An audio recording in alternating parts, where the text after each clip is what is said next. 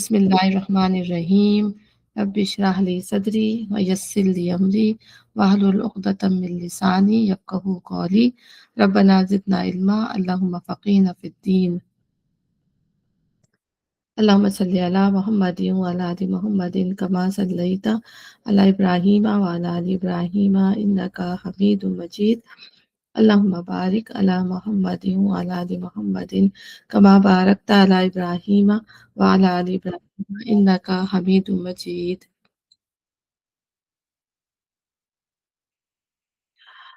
अब हमें आज हम पढ़ेंगे 186 से ना आयत नंबर औज़ुबिल्लाहि मिनश शैतानिर रजीम बिस्मिल्लाहिर रहमानिर रहीम व इज़ा सअलका इबादी अन्नी फ़इन्नी क़रीब उजीबु दावतद दाई इज़ा दआनी फलयस्तजीबू ली वलयुमिनू बी लअल्लहुम यरशुदून। और ए नबी मेरे बंदे अगर तुमसे मेरे मुतालिक पूछें तो उन्हें बता दो कि मैं उनसे करीब ही हूँ। पुकारने वाला जब मुझे पुकारता है मैं उसकी पुकार सुनता और जवाब देता हूँ। लिहाजा इन्हें चाहिए कि मेरी दावत पर लब्बैक कहें और मुझ पर ईमान लाएं। ये बात तुम इन्हें सुना दो शायद कि वो राह रास्त पा लें। इसमें जो है अल्लाह ताला ने दुआ के बारे में बताया है कि दुआ मांगना या अल्लाह ताला से सवाल करना दोनों चीज़ों में। तो हम ये देखते हैं कि अल्लाह ताला जो है वो हमारी शरीयत से ज़्यादा हमसे करीब है। हमारी सारी हाजात का उसको इल्म है लेकिन वो अपने बंदों से चाहता है कि वो उससे सवाल करें, उससे मांगे। और रिवायत में हदीस में है कि अल्लाह उस बंदे पर बहुत गुस्सा होता है जो अल्लाह से सवाल नहीं करता और अपने आप को आज़ाद और सरकस ज़ाहिर करता है। और ये भी हदीस है कि दुआ जो है वो इबादत का मग़ज़ है। आप ये देखते हैं कि हम जब नमाज़ पढ़ते हैं तो नमाज में जो है बस बहुत थोड़ा हिस्सा ही होता है जो हम कुरान का पढ़ते हैं, लेकिन ज़्यादातर हिस्सा जो है वो दुआओं पर और ज़िक्र पर मुश्तमिल होता है। अच्छा, और इसमें फिर इसी तरह जो है कुरान का बाकी और अल्लाह का ज़िक्र और तारीफ़ है और इस दिल की दुआ कबूल नहीं होती जो नेगलेक्ट हो गए हम। दुआ किसकी कबूल नहीं होती? दुआ उन लोगों की कबूल नहीं होती जो यानी कि बिल्कुल ही हीडलेस होके दुआ माँगते हैं कि दिल कहीं और है और वो ज़बान से दुआओं के अल्फ़ाज़ अदा हो रहे हैं। फिर दुआ में खुलूस और यकीन होना चाहिए। दुआ में बेसब्रापन नहीं होना चाहिए कि बहुत दुआ माँगी कबूल नहीं हुई तो माँगना छोड़ दी। फिर इसी तरह दुआ में किसी गुनाह और क़िता रहमी के मुतालिक सवाल नहीं करना चाहिए, ठीक है? फिर इसी तरह दुआ के दर्जात देखेंगे, दुआ के 3 दर्जात हैं, या तो फ़ौरन कबूल हो जाती है, या तो कोई बला टल जाती है, या फिर आखिरत के लिए ज़ख़ीरा कर दी जाती है। जब बंदा क़यामत के दिन अपनी दुआओं को पहाड़ की तरह देखेगा तो आरज़ू करेगा कि काश दुनिया में मेरी कोई दुआ कबूल ना होती, यानी उसकी अहमियत, उसकी इम्पोर्टेंस उसको आखिरत में पता चलेगी कि मेरी दुआएँ जो हैं वो कितनी ज़्यादा जो है वो जमा हो गई। फिर किन लोगों की दुआ कबूल नहीं होती? जो हराम माल खाने वाले हैं, जो बेसब्री दिखाने वाले हैं, जो मायूस हो जाते हैं, जो क़िता रहमी और गुनाह की दुआ करते हैं, वो दुआएँ जो हैं वो कबूल नहीं होती। फिर रमज़ान में रोज़ों के फ़ौरन ज़िक्र करने के बाद दुआ का ज़िक्र आया है। रमज़ान में मुसलमान के दिल कुरान और अल्लाह के ज़्यादा करीब होता है, ठीक है ना? बहुत अल्लाह की तरफ रुजू किया हुआ होता है दिल, तो दुआएँ भी खूब-खूब कबूल होती हैं। तो स्पेशली तहज्जुद, रफ़्तारी के वक़्त की दुआ, तो इस वक़्त ज़्यादा से ज़्यादा जो है वो दुआएँ माँगनी चाहिए। दुआ की कबूलियत के लिए ज़रूरी है कि बंदा अल्लाह ताला पर जैसे ईमान लाने का हक़ है, वैसे ईमान लाए, उसकी बंदगी बजा लाए, उसके अहकामात को माने ताकि अल्लाह की रहमत का हकदार हो सके। ठीक है? तो उसमें सारा यही है। हुँ। ये बात तुम मुझे सुना दो शायद कि वो राह रास्त पा ले। इसका एक तर्जुमा, इसका एक इंटरप्रिटेशन ये है जो मैंने आपको बताया। दूसरी बात ये कि इसमें जो था कि नबी सल्लल्लाहु अलैहि वसल्लम से कहा गया कि मेरे बंदे मुझसे जो भी सवाल करेंगे, मैं उनको जवाब दूँगा। तो अब हम आगे देखेंगे कि मुस्तकिल सवालात लोगों ने किए हुए हैं, सहाबा कराम ने, और अल्लाह ताला उनके जवाब दिए चले जा रहा है। ठीक है ना? तो मतलब मुझसे शर्माए नहीं, उनको जो भी उनके लिए जो भी उनको कन्फ्यूजन हो रही है, जो भी परेशानी हो रही है, वो मुझसे सवाल करें। तो फिर सहाबा कराम जो है वो फिर आपके पास आते थे, फिर आपसे सवाल करते थे और फिर अल्लाह ताला आयतें उतारे। हम देखेंगे कि कितने सवाल जो है आगे जाके लोगों ने पूछे हुए हैं और अल्लाह ताला ने उनके जवाब दिए। अब देखिए पहला यही जो सबसे पहले हम यहाँ पर आ रहा है, तुम्हारे लिए रोज़ों के ज़माने में रातों को अपने बीवियों के पास जाना हलाल कर दिया गया। अब लोग जो थे रातों को जो है उनको समझ में नहीं आता था, ज़ाहिर दिन में तो पाबंदी थी।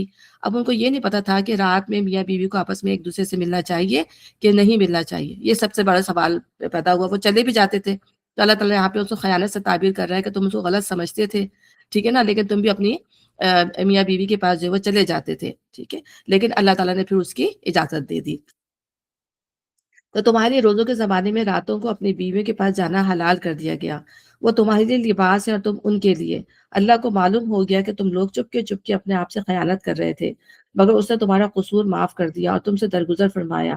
اب تم اپنی بیویوں کے ساتھ شباشی کرو اور جو لطف اللہ نے تمہارے لیے جائز کر دیا اسے کھاؤ، ٹھیک ہے۔ اب اللہ تعالیٰ نے جو ہے خیانت کیا ہوتی ہے؟ خیانت اپنے نفس سے خیانت، جب انسان کوئی گناہ کرتا ہے نا تو وہ اپنے نفس سے خیانت کر رہا ہوتا ہے، اسے پتا ہوتا ہے کہ میں غلط کام کر رہا ہوں، ٹھیک ہے نا، اس کا جو ضمیر بھی اس کو ملامت کر رہا ہوتا ہے، ٹھیک ہے نا۔ جب ضمیر آپ کا ملامت کر رہا ہوتا ہے تو اس کا مطلب ہے کہ آپ وہ کام پرپزلی کر رہے ہیں، جان بوجھ کے کر رہے ہیں، تو جب بھی آپ کا ضمیر ملامت کر رہا ہوتا ہے آپ کو، ایک جانے انجانے میں انسان سے غلطی ہو جاتی ہے، گناہ ہو جاتی ہے، آپ کو پتہ بھی نہیں ہوتا آپ کتنی خطائیں، ہم کتنی خطائیں جو ہیں وہ کر لیتے ہیں، لیکن ایک پرپزلی جو گناہ ہوتا ہے اس میں آپ کا دل آپ کو ملامت کرتا ہے، کہ ٹوکتا ہے کہ کرنا ہے، نہیں کرو یہ چیز نا، تو وہ خیانت ہوتی ہے اصل میں۔ تو اس وقت بھی جب وہ اپنے میاں کے پاس، اپنی بیوی کے پاس وہ جا رہے ہوں گے تو ان کو لگتا ہو، کھٹکا ہوتا ہوا کہ ہم یہ غلط کر رہے ہیں یا صحیح کر رہے ہیں نا، لیکن اللہ تعالیٰ نے، حالانکہ وہ حلال تھا ان کے لیے، لیکن اللہ تعالیٰ نے پھر بھی اپنے وہ حکم ان کو دے دیا۔ دوسری بات یہ کہ اللہ تعالیٰ نے یہ بتایا کہ وہ تمہارے لیے لباس ہے اور تم جو ہو وہ تم ان کا جو ہے لباس ہو۔ تو لباس کا اللہ یعنی اتنی قربت، یعنی لباس کتنا قریب ہوتا ہے انسان کے، کہ ہمارے جسم کے ساتھ لگا ہوا ہوتا ہے۔ تو بالکل میاں بیوی کا بھی یہی معاملہ ہے۔ تو یہ یعنی فزیکلی مینٹلی ایک دوسرے سے بہت زیادہ جو ہے وہ قریب ہوتے ہیں، اور اللہ تعالیٰ خود نہیں چاہے گا کہ میاں بیوی کو ایک دوسرے سے دور کیا جائے۔ یہ ایک بس حد ہے جو اللہ تعالیٰ نے اس میں رکھی، کہ اس میں کھانا پینا ہر روزے کے اندر کے حلال چیزیں جو ہے اللہ تعالیٰ نے حرام کر دی اس وقت، بس وہ بھی ہمارے ٹیسٹ کے لیے کہ ہم اس ٹیسٹ کے اندر جو ہے وہ پورا اترتے ہیں یا نہیں۔ اب ہم یہ دیکھتے ہیں کہ لباس کی کیا کوالٹیز ہوتی ہیں۔ لباس جو ہے ظاہر خوبصورتی کا باعث ہوتا ہے، سب سے زیادہ پروٹیکشن دیتا ہے، کمفرٹ دیتا ہے، ٹھیک ہے نا، ہمارے ایپ چھپاتا ہے۔ تو لباس کی کتنی خصوصیات ہے نا، گرمی سردی کی اس سے بچاتا ہے۔ تو بالکل اسی طرح میاں بیوی بھی ایک دوسرے کے لیے اسی طرح پروٹیکشن کا باعث ہے، قربت کا باعث ہے، ٹھیک ہے، ایک دوسرے کا خیال کرتے ہیں، دوسروں کے عیب چھپاتے ہیں، راز افشا نہیں کرتے۔ تو اس طرح جو ہے ہم سب کو بھی خیال کرنا چاہیے کہ اپنے آپس کے جو معاملات ہیں میاں بیوی کے، وہ نہ ہی اپنے دوستوں سے، نہ اپنے گھر والوں سے، ایون کہ اپنے ماں باپ سے بھی ڈسکس نہ کریں، جو اسپیشل جو پرائیویٹ جو معاملات ہوتے ہیں وہ، اور پھر یہ بہتر ہوتا ہے کہ معاملات جو ہے وہ میاں بیوی خود ہی سالو کریں، ٹھیک ہے نا۔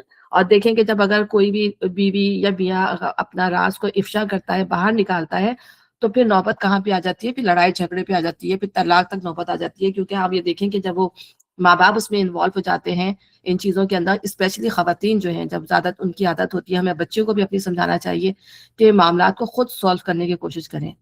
بعض معاملات ٹھیک ہے، اگر بہت ہی زیادہ ہائی اس پہ چلے گئے ہیں پھر آپ شیئر کریں، لیکن اگر جو معاملات خود سالو ہو سکتے ہیں ان کو خود سالو کرنے کی کوشش کریں۔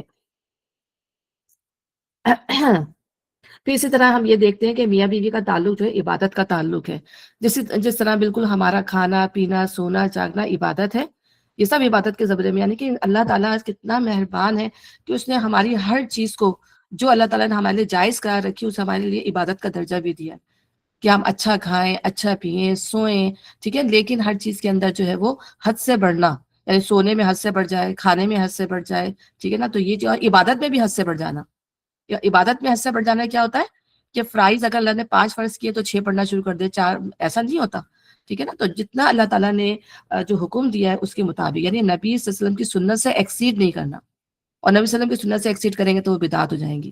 تو ہر چیز میں جو ہے ایک اعتدال کا رویہ جو ہے وہ اختیار جب کیا جائے گا تو وہ چیز جو ہے وہ عبادت کہلائے گی۔ تو اللہ نے پابندی صرف روزے کی حالت میں لگائی ہے، لیکن جب روزہ ختم ہو جائے تو پھر میاں بیوی کو ایک دوسرے سے ملنے کی اجازت ہے، کیونکہ وہ ایک دوسرے کا لباس ہے۔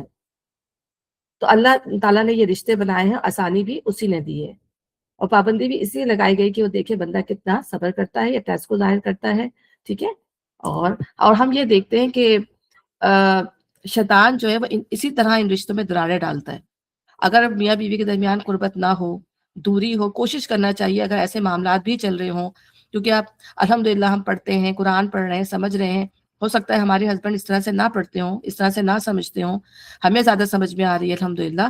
تو اگر ایسے کوئی معاملات ہو جائیں، اگر کوئی یعنی کیا ہوتا ہے کہ بعض دفعہ کوئی اپنے حق سے ہٹنے کے لیے تیار نہیں ہوتا، بیوی جو ہے وہ اپنے حق سے ہٹنے کو تیار نہیں ہوتی، ہسبینڈ جو ہے وہ اپنے حق سے تیار نہیں ہوتے، اور پھر اس طرح یہ لڑائیاں جو ہے وہ طول پکڑ جاتی ہیں۔ اگر ہمیں سمجھ ہے، اگر ہم زیادہ جانتے ہیں، ہمیں اللہ تعالیٰ نے نالج دے دی ہے قرآن سے، تو ہمیں چاہیے کہ پھر ہم صلح کا طریقہ جو ہے اختیار کریں، کیونکہ شیطان جو کھڑا ہی اسی لیے ہے کہ وہ میاں بیوی کے درمیان اس کا سب سے بہترین مشغلہ آپ یہ کہہ لیں کام جو وہ یہ کہ میاں بیوی کے درمیان جو ہے وہ دراڑ ڈالا، ان کے رشتوں کو جو ہے وہ ختم کرنا۔ اب تم اپنی اچھا اب کیا ہے، نیز راتوں کو کھاؤ پیو یہاں تک کہ تم کو سیاہی شب کی دھاری سے سفیدہ صبح کی دھاری نظر آ جائے، یعنی کہ ڈان شروع ہو جائے اور فجر کا ٹائم جو ہے وہ شروع ہو جائے، تو فجر کے ٹائم تک جو ہے کھانے کی اجازت ہے۔ اور یہ بھی ہے کہ اگر مطلب روزے لیٹ ہو گئے، لیٹ اٹھے اور اذان ہو رہی ہے، تو اس بھی اذان کمپلیٹ ہونے تک جو ہے وہ کھایا جا سکتا ہے، یہ مجبوری کی حالت میں۔ ایسا نہیں کہ بس اب روزی ہم جو ہے وہ اذان ہو رہی ہے ہم کھا رہے ہیں، نہیں، اس میں یہ ہے کہ اذان ختم ہونے تک آپ اس کو اپنا روزے میں دودھ پی لیا یا کچھ بھی کھا لیا، اس میں آپ وہ کر سکتے ہیں۔ تو جلدی روزہ مطلب روزے کو لیٹ بند کریں، اور روزے کو جلدی کھولیں جیسے ہی سورج غروب ہو، یہ سنت ہے نبی صلی اللہ علیہ وسلم کی۔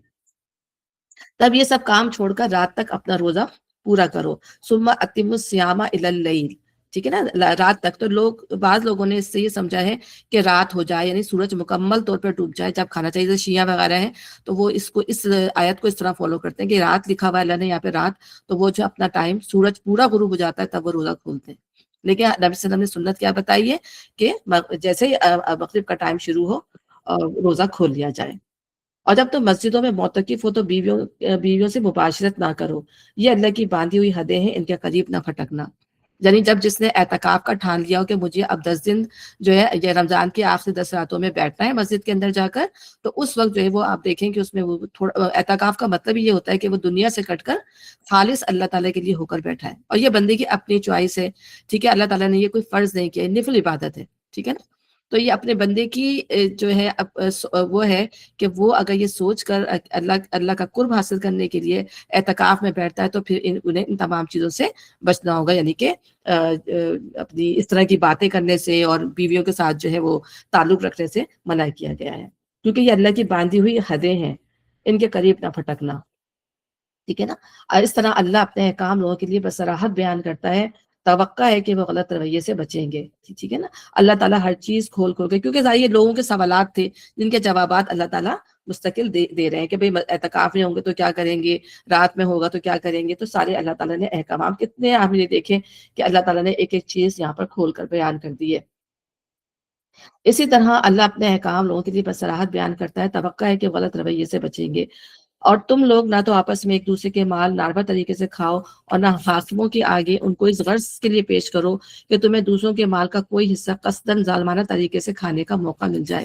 اب یہ دیکھتے ہیں کہ اللہ تعالیٰ نے کتنا مطلب آپ دیکھیں کہ پورا ہماری اصلاح کے لیے ایک ایک چیز بیان کی ہے کہ اب لوگوں کے مال ناجائز طریقے سے کھانے کا مطلب کیا ہے کہ باطل طریقوں سے، جیسے سود کھانا، رشوت کھانا، لاٹری میں مال نکال دینا، یتیموں کا مال کھا جانا، شرط لگا کے کسی کا مال کھا جانا، چوری کرنا، ڈاکہ ڈالنا، جوا کھیلنا، ٹھیک ہے نا۔ یہ تمام جو ہے یہ ایسی بڑی بڑی چوری، یہ تمام ایسی بڑی بڑی چیزیں ہیں جس کے اندر جو ہے لوگ جو ہے دوسرے لوگوں کا مال جو ہے وہ اس میں کم ناپنا، کب تولنا، ٹھیک ہے نا، ناپنا تولنا بھی کم، اور اس طرح چیزوں میں ملاوٹ کر کے دینا، اس طرح سے بھی پیسہ کمانا، تو یہ تمام چیزیں حرام اس میں آ جاتی ہیں، اور اللہ تعالیٰ نے ان تمام چیزوں سے لوگوں کو جو ہے وہ منع کیا ہے، کیونکہ یہ ناجائز چیزیں ہیں، اور وہ ہر کام جو انسان کے نفس پر گرا گزرتا ہے وہ خراب ہوتی ہے، چاہے وہ کسی کے ساتھ برا ہی کیوں نہ کر رہا ہو۔ فرض کریں کہ ایک شخص جو ہے چوری کر رہا ہے، لیکن اگر اس کے گھر میں چوری کی جائے گی تو اس کو برا لگے گا، تو جو چیز غلط ہے وہ غلط ہے۔ تو اللہ تعالیٰ نے ہر غلط چیز کو منع کر دیا کہ جو انسانیت کے لیے فساد کا باعث تھی، انسانیت کے لیے نقصان کا باعث تھی، اللہ تعالیٰ نے اس کی جڑ کاٹ دی، اللہ تعالیٰ نے اس کو مکمل طور پر منع کر دیا۔ جب اللہ کہتے ہیں کہ یہ کام نہیں کرنا تو اس کا مطلب ہے یہ ہمارے لیے فرض کی اہمیت رکھتا ہے کہ اللہ تعالیٰ جو ہے اس سے بہت زیادہ ناراض ہوتے ہیں۔ پھر اللہ تعالیٰ نے اس کی جو ہے ایک مثال کیا دی ہے یہ ناروا طریقے سے کھانے کی، کہ اور نہ حاکموں کے آگے ان کو اس غرض کے لیے پیش کرو کہ تمہیں دوسروں کے مال کا کوئی حصہ قصداً ظالمانہ طریقے سے کھانے کا موقع مل جائے۔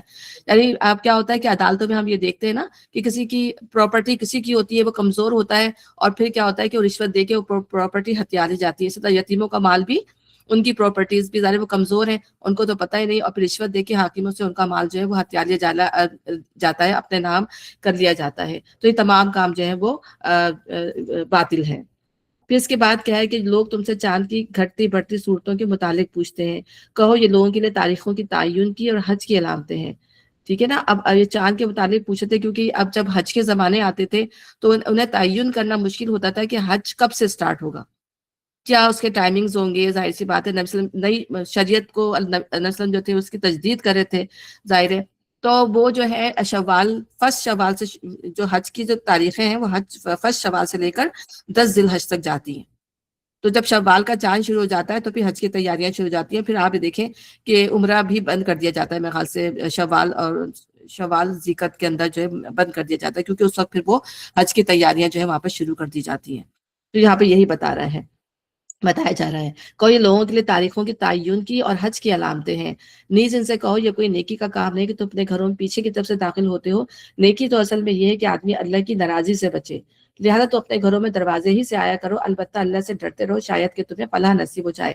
تو جتنی ہم یہ دیکھتے ہیں کہ ہمارے یہاں بھی کتنی بدعات رائج ہو گئی ہیں، اسی طریقے سے وہ مشرکین کے یہاں بھی جو ہے وہ بدعات رائج، اصل چیز تو رہی نہیں تھی، حج تو اصل رہا ہی نہیں تھا. تو ان کی جہاں یہ بدعت تھی کہ بدعت یہ تھی کہ وہ اگر احرام پہن کر گھر سے نکلتے تھے تو پھر وہ گھر میں واپس نہیں آتے تھے. وہ کہتے تھے ہم تو جو ہے گناہوں کا بوجھ لاد کے گھر سے نکل رہے ہیں، تو ہم اس گناہوں کے بوجھ کو لے کر دوبارہ گھر میں داخل نہیں ہوں گے. تو وہ جو ہے اپنے اس کے دیواروں سے کود کے جو ہے کوئی ضرورت پڑتی تھی تو دیواروں سے کود کر آتے تھے، یا جب اپنا حج مکمل کر لیتے تھے تو وہ دیواروں سے کود کر جاتے تھے. تو یہ بدعت کی اللہ تعالیٰ نے کوئی ایسا حکم نہیں لگایا تھا. ٹھیک ہے نا. تو اللہ تعالیٰ کہہ رہے ہیں کہ یہ جو ہے اصل نیکی کیا ہے کہ انسان اپنے آپ کو گناہوں سے بچائے. اصل نیکی یہ نہیں کہ تم یہ سمجھتے ہو کہ تم پیچھے سے دیوار کے آ جاؤ گے تو تم نیک کار ہو جاؤ گے، بلکہ نیکی یہ ہے کہ انسان جو ہے اپنے آپ کو گناہوں سے بچائے اور اللہ تعالیٰ کی ناراضگی نہ مول لے. لہٰذا تو اپنے گھروں میں دروازے سے آیا کرو، البتہ اللہ سے ڈرتے رہو شاید کہ تمہیں فلاح نصیب ہو جائے. تم اللہ کی راہ میں ان لوگوں سے لڑو جو تم سے لڑتے ہیں، مگر زیادتی نہ کرو، اللہ زیادتی کرنے والوں کو پسند نہیں کرتا. یعنی جو لوگ اللہ کے کام میں تمہارا راستہ روکتے ہیں اور اس بنا پر تمہارے دشمن بن گئے کہ تم اللہ کی ہدایت کے مطابق نظام زندگی کی اصلاح کرنے چاہتے ہو اور اصلاحی کام کی مزاحمت میں جبر و ظلم کی طاقتیں استعمال کر رہے ہیں، تو تم ان کے ساتھ اب اللہ تعالیٰ یہاں پر جنگ کی اجازت دے رہے ہیں. ٹھیک ہے نا.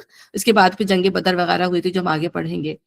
تو اللہ تعالیٰ جو ہے یہاں پر اب کیونکہ مکہ میں تو اجازت نہیں دی گئی، اس وقت بھی مانگتے تھے کہ ہمیں اجازت دیں ہم لڑیں، کیونکہ ان پر جو ہے صرف ظلم ہو رہا تھا، وہ بدلہ نہیں لے سکتے تھے مسلمان. اب یہاں پہ اللہ تعالیٰ کہہ رہے ہیں کہ اگر کوئی، کیونکہ لوگ گروہ کی شکل میں ہوتے تھے اور پھر مسلمانوں کو تنگ کر رہے تھے، وہ تو اللہ تعالیٰ نے پھر ان کو اجازت دی، اور پھر اتنی اجازت دی کہ بس تم اتنا بدلہ لے لو جتنا انہوں نے تمہارے ساتھ کیا ہے. ان سے لڑو جہاں بھی تمہارا ان سے مقابلہ پیش آئے، اور انہیں نکالو جہاں سے انہوں نے تم کو نکالا ہے. اس لیے کہ قتل اگرچہ برا ہے مگر فتنہ اس سے بھی زیادہ برا ہے.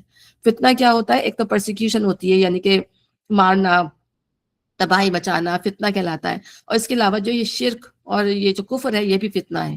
تو ان سے لڑو صرف اس لیے کہ شرک نہ رہے اور کفر نہ رہے اور اللہ کا نام جو ہے وہ بلند ہو. اور مسجد حرام کے قریب جب تک وہ تم سے نہ لڑے تم بھی نہ لڑو، کیونکہ مسجد حرام تو ہے ہی امن کی جگہ، تو وہاں تو لڑنا ویسے بھی، لیکن اگر وہ تمہارے آگے ہاتھ بڑھاتے ہیں تو پھر تمہیں بھی اجازت ہے کہ تم مجھ سے لڑو. مگر جب وہ لڑنے سے نہ چکے تو تم بھی بے تکلف انہیں مارو، کہ ایسے کافروں کی یہی سزا ہے. پھر اگر وہ باز آ جائے تو جان لو کہ اللہ معاف کرنے والا اور رحم کرنے والا، تو تم بھی اپنے ہاتھ روک لو. تم ان سے لڑتے رہو یہاں تک کہ فتنہ باقی نہ رہے اور دین اللہ کے لیے ہو جائے. ٹھیک ہے. یہاں فتنے کا لفظ اوپر کے معنی میں ذرا مختلف استعمال ہوا ہے. اس سے ظاہر ہوتا ہے کہ اس مقام پر فتنے سے مراد وہ حالت ہے جس میں دین اللہ کے بجائے کسی اور کے لیے ہو، اور لڑائی کا مقصد یہ ہے کہ فتنہ ختم ہو جائے اور دین صرف اللہ تعالیٰ کے لیے ہو جائے اور اللہ کے قانون کی حکمرانی ہو جائے. اور پھر اگر وہ باز آ جائیں تو سمجھ لو کہ ظالموں کے سوا اور کسی پر دست درازی روانہ ہے، یعنی کہ پھر وہ باز آ جائے، سرنڈر کر دیں، تو پھر آپ اپنے ہاتھ روک لیں. ماہ حرام کا بدلہ ماہ حرام ہی ہے، یعنی جو حرمت والے مہینے ہیں، حرمت والے مہینے ہمیشہ سے اللہ تعالیٰ نے وہ رجب، ذیقت، ذی الحج اور محرم، ٹھیک ہے نا، ذیقت، ذی الحج، محرم اور رجب، یہ 4 مہینے تھے جن میں جو تھی وہ جنگ بند تھی. اور یہ حضرت ابراہیم علیہ السلام کے زمانے سے ہی یہ حرمت والے مہینے تھے. تو اللہ تعالیٰ نے ان کو پھر حرمت کے مہینے کے طور پر ایسے ہی رکھا. اور ان میں جو ہے کوئی اگر زیادتی کرے تو ان کی زیادتی پر ان کو یا سزا دی جائے گی یا ان کو متنبع کیا جائے گا۔ تو ماہ حرام کا مطلب ماہ حرامیہ اور تمام حرمتوں کا لحاظ برابری کے ساتھ۔ اہل عرب میں حضرت ابراہیم کے وقت سے یہ قاعدہ چلا آ رہا تھا کہ ذی القعدہ، ذی الحجہ، محرم کے 3 مہینے حج کے لیے مختص تھے، اور رجب کا مہینہ عمرے کے لیے خاص کیا گیا تھا حضرت ابراہیم علیہ السلام کے زمانے میں۔ ان 4 مہینوں میں جنگ اور قتل و غارت گری ممنوع تھی، تاکہ زائرین کعبہ امن و امان کے ساتھ اللہ کے گھر تک جائیں اور اپنے گھروں کو واپس ہو سکیں۔ اس بنا پر ان مہینوں کو حرام مہینے کہا جاتا تھا، یعنی حرمت والے مہینے۔ آیت کا منشا یہ ہے کہ ماہ حرام کی حرمت کا لحاظ کفار کریں تو مسلمان بھی کریں، اور اگر وہ اس حرمت کو نظر انداز کر کے کسی حرام مہینے میں مسلمانوں پر دستدرازی کر گزرے تو پھر مسلمان بھی اس ماہ حرام میں بدلہ لینے کے اجازت ہے ان کو۔ لہذا جو تم پر دست درازی کرے تم بھی اس پر دست درازی کرو، البتہ اللہ سے ڈرتے رہو، اور یہ جان رکھو کہ اللہ انہی لوگوں کے ساتھ ہے جو اس کی حدود توڑنے سے پرہیز کرتے ہیں۔ اللہ کی راہ میں خرچ کرو اور اپنے آپ کو ہلاکت میں نہ ڈالو، احسان کا طریقہ اختیار کرو، اللہ محسنوں کو پسند کرتا ہے۔ اللہ کی راہ میں خرچ کرنے سے مراد اللہ کے دین کو قائم کرنے کی صحیح و جہت میں مالی قربانیاں کرنا ہے۔ آیت کا مطلب یہ کہ اگر تم اللہ کے دین کو سربلند کرنے کے لیے اپنا مال خرچ نہ کرو گے اور اس کے مقابلے میں اپنے ذاتی مفاد کو عزیز رکھو گے تو یہ تمہارے لیے دنیا میں بھی موجب ہلاکت ہوگا اور آخرت میں بھی۔ ظاہر اس وقت جو تھے، میں نے پہلے بھی جب لاسٹ ایئر دیا تو میں نے یہ بتایا تھا کہ ہم یہاں پر انفاق کا بہت زیادہ ذکر آئے گا سورہ بقرہ میں اور مختلف جگہوں پہ۔ اس وقت جو تھے وہ حالات ایسے تھے کہ پیسوں کی بہت زیادہ ضرورت تھی اور انہیں اپنے حق سے بڑھ کر زیادہ دینا پڑ، یعنی ان کے پاس اگر ایک وقت کا کھانا تھا تو دوسرا وقت کا کھانا بھی سمجھ لیں کہ وہ دے دیں، اس طرح کا مطلب یہ حالات اتنے زیادہ وہ ہو گئے تھے کہ وہ مل کے وہ شیئر کر کے کھائیں۔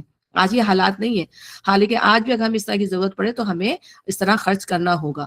تو یہ اس زمانے کے حالات ہیں، لیکن اللہ تعالیٰ کو اللہ کے راستے میں خرچ کرنا سب سے زیادہ پسندیدہ عمل ہے، کیونکہ اس کے صدقے کے بارے میں کہا جاتا ہے نا کہ ایک شخص جو ہے اگر مرنے کے بعد جو ہے جب وہ صدقے کی اہمیت کو دیکھے گا تو کہے گا کہ میں جو ہوں مرنے کے بعد دوبارہ دنیا میں جاؤں اور میں صدقہ کروں۔ اس کی یہ آرزو ہوگی، اس کی یہ آرزو نہیں ہوگی کہ میں جو ہوں نماز پڑھوں، میں روزہ دوں اور مطلب حج کروں، اس طرح کی نہیں، صدقہ، کیونکہ صدقے کے ایفیکٹ وہ آخرت میں دیکھے گا کہ اس کے ایفیکٹ کتنا ہے، کہ لوگوں نے جو صدقات کیے ہوں گے وہ کس طرح پہاڑ کی شکلوں میں اور کتنا بڑے بڑے شکلوں میں جو ہے وہاں پر اس کو موجود پائیں گے۔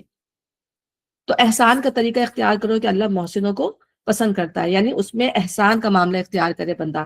احسان کا معاملہ کیا ہوتا ہے کہ اس سے بڑھ کر دے جو اس کے پاس ہے۔ ہم یہ دیکھتے ہیں صحابہ کرام نے، ہم نے ابو بکر کا دیکھتے ہیں کہ وہ اپنے گھر کا سارا سامان لیا ہے جنگ تبوک میں، حضرت عمر اپنے گھر کا آدھا سامان لیا ہے۔ تو ایسے وقت میں، ایسی مصیبت میں انسان کو اپنا دل جو ہے وہ کھلا کرنا چاہیے اور اللہ کے لیے جو خرچ کرنا چاہیے۔ اور پھر یہ کہ اگر ایسا جو ہے صدقہ قبول نہیں ہے جب انسان کے دل کے اندر تنگی آ رہی ہو، کیونکہ پھر وہ جو ہے وہ اپنی دل کی خوشی سے نہیں دے رہا ہوتا۔ انسان تھوڑا دے، ٹھیک ہے نا، لیکن اس کے دل کے اندر جو ہے خوشی ہو، اطمینان ہو، تب وہ جو ہے اللہ کے راستے میں جو ہے وہ اور دے۔ اور پھر احسان یہ ہے کہ جب آپ کسی کو دیں تو پھر آپ اس سے واپسی کی امید نہ رکھیں۔ کہ فرض کریں آپ کسی کی کفالت کر رہے ہیں، آپ نے کسی نے آپ سے پیسے مانگے، کوئی آپ کو لگا کہ اس کو ضرورت مند ہے، لیکن پھر اگر آپ دے دیں، وہ آپ کو واپس کر دے، وہ الگ بات ہے، اگر نہیں کرے تو پھر آپ واپسی کی امید نہ رکھیں۔ یہ جو ہے اصل میں احسان ہے۔ اللہ کی خوشنودی کے لیے جب حج اور عمرے کی نیت کرو تو اسے پورا کرو، اور اگر کہیں گھر جاؤ تو جو قربانی میسر آئے اللہ کی جناب میں پیش کرو۔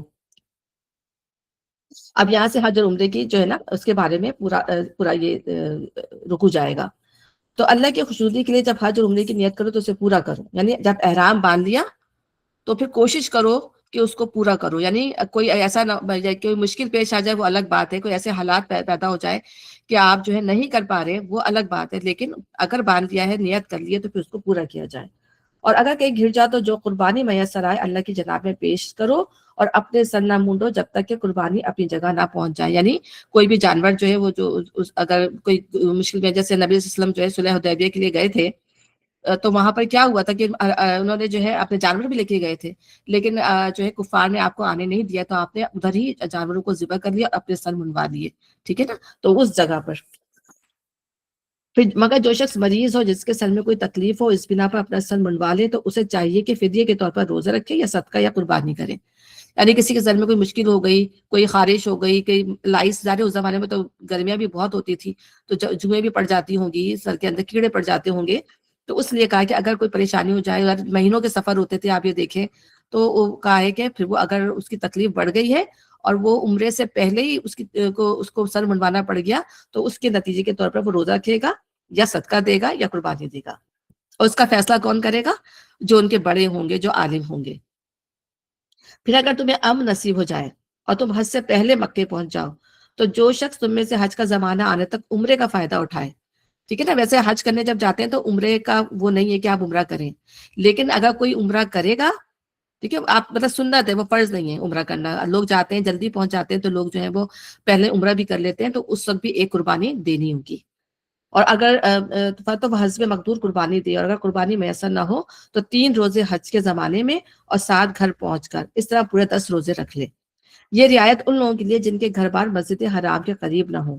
اللہ کے ان احکام کی خلاف ورزی سے بچو اور خوب جان لو کہ اللہ سخت سزا دینے والا ہے. بے شک حج کے مہینے سب کو معلوم ہے، ٹھیک ہے نا. وہی ہمیں نے بتایا کہ 1 شوال سے لے کر 10 ذی الحج تک. جو شخص ان مقرر مہینوں میں حج کی نیت کرے اسے خبردار رہنا چاہیے کہ حج کے دوران میں اس سے کوئی شیوانی فعل، کوئی بدعملی، کوئی لڑائی جھگڑے کی بات سرزد نہ ہو. اور جو نیک کام تم کرو گے وہ اللہ کے علم میں ہوگا، ٹھیک ہے نا. تو میں نے لکھا تھا